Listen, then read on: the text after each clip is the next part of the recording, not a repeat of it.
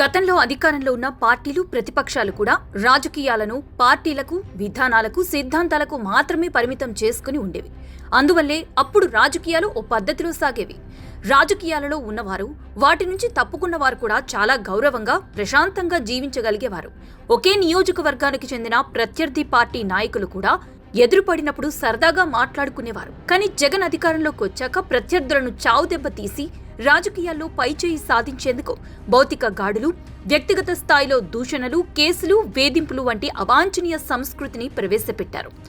రాజకీయ ప్రత్యర్థుల్ని శత్రువులుగా చూసే విధానాన్ని రాజకీయాల్లోకి తీసుకొచ్చిన వ్యక్తి జగన్.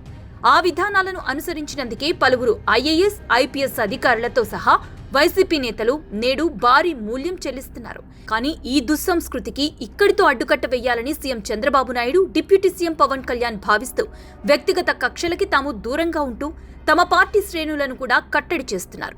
వైసీపీ నేతలపై నమోదవుతున్న కేసుల విషయంలో కూడా జోక్యం చేసుకోకుండా వ్యవస్థలే దిద్దుబాటు చర్యలు తీసుకునేలా చేస్తున్నారు. దీనినే మెతక వైఖరి అని టీడీపీ, జనసేన శ్రేణులు భావిస్తుంటే ప్రతీకార రాజకీయాలని వైసీపీ భావిస్తోంది.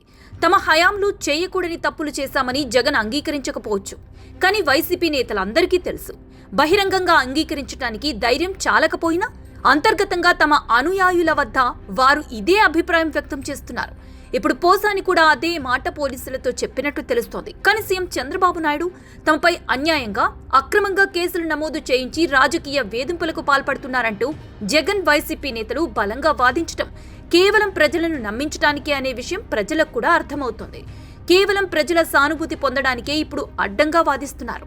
కానీ తాము అధికారంలోకి వచ్చాక ఇంతకింత ప్రతీకారం తీర్చుకుంటామని జగన్ హెచ్చరిస్తుండటం చూస్తే తాను సృష్టించి అమలు చేసిన వికృత రాజకీయాలను యథాతథంగా కొనసాగిస్తామని చెప్తున్నారన్నమాట. ఓ పక్క తన వికృత రాజకీయాల విపరీత పరిణామాలను భరించలేకపోతున్నప్పటికీ భవిష్యత్తులో కూడా వాటినే కొనసాగిస్తామని బల్లగుద్ది చెప్తున్న జగన్ కి ప్రజలు మళ్లీ అవకాశం ఇస్తారో లేదో తెలియదు. కానీ జగన్ ఈ ధోరణే వైసీపీకి శాపం కావచ్చు. ఒక చెడు సంప్రదాయానికి తెరతీసిన జగన్ ఇక ముందు కూడా అదే సంప్రదాయాన్ని కొనసాగిస్తానని ప్రకటించడం ఎలా అర్థం చేసుకోవాలో ప్రజలే నిర్ణయించుకోవాలి.